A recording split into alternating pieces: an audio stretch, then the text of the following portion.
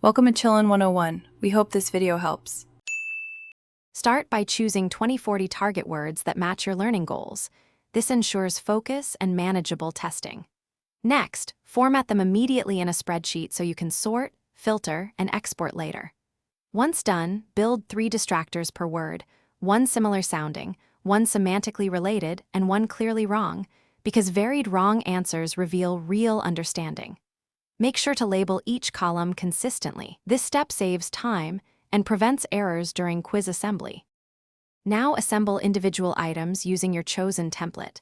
For multiple choice, paste the word with 4 options and mark the key. Once items are created, randomize both question and answer order to minimize pattern guessing, and make sure to save a master key in a hidden column. Also, include visuals or alt text for learners who need supports, because multimodal cues improve recall. Finally, preview a handful of questions to verify clarity and appropriate difficulty before moving to deliver. Deliver the quiz through your chosen channel, LMS, Google Form, or printed handout, because each has different tracking and timing abilities. Once students complete it, use automated grading to save time and provide instant feedback that highlights missed items and correct forms.